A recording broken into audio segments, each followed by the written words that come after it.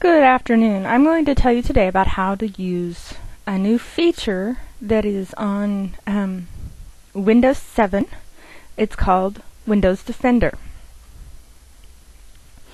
Microsoft has tried to listen to the needs of the customers, and in Windows 7 it includes an anti-spyware utility called Windows Defender.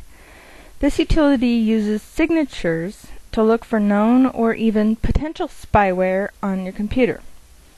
As with many other utilities in Windows 7, you are able to configure this utility to suit your own needs. So let's learn how to use this.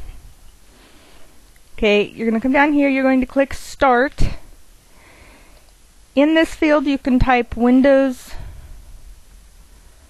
Defender or just Defender, either one works.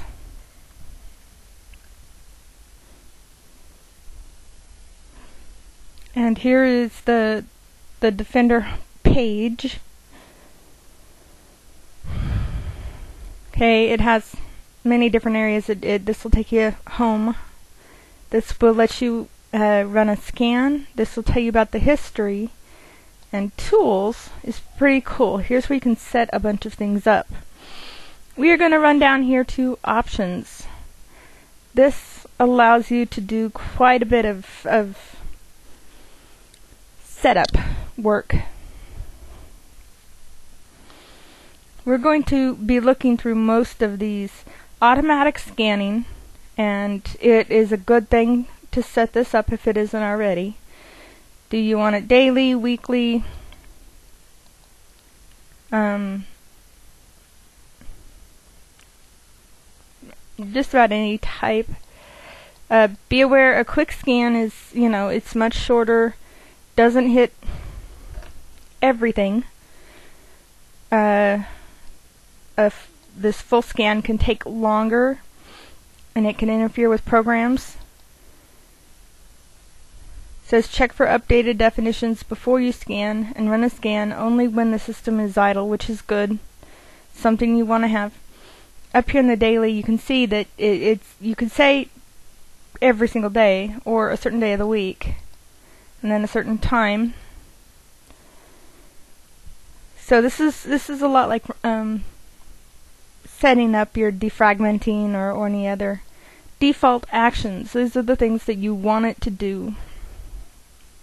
Severe alert, recommended action based on definitions. So in other words, what you're saying is here is tell me what I'm supposed to do, and then we'll do it. Severe alert is something where, this is an actual threat to your computer. High alert, very strongly suspected threat.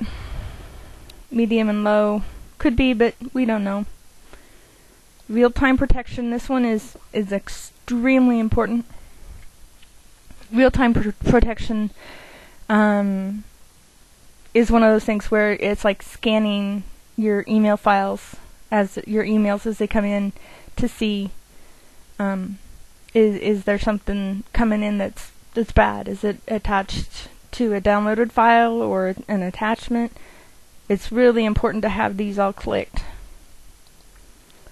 Excluded files, unless you know for a fact that a file is completely okay and that it cannot be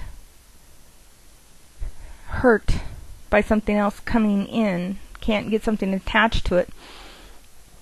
Often, it's better not to mess with the excluded files. Let the computer pick what it needs to do. Excluded file types, again, this is something you really want to know what type of extensions can have viruses attached to them and what doesn't. It's just best often to let the computer do it. Advanced.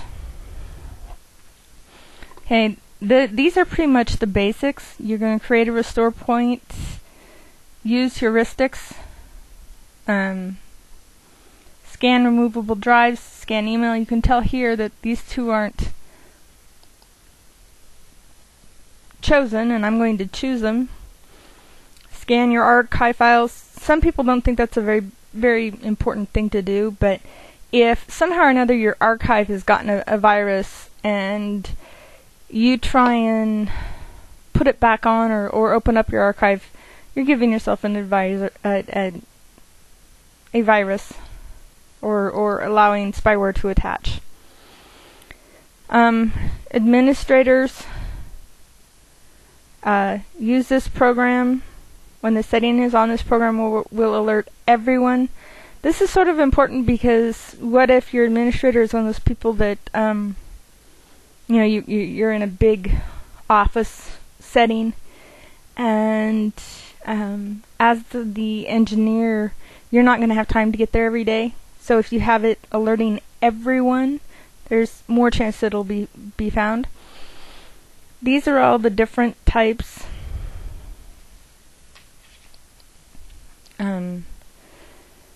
of tools you can use. The only thing that wasn't clicked that should have been was display items from all users of this computer. In other words, let me see everything. As the administrator, let me see everything. Let me scan everything.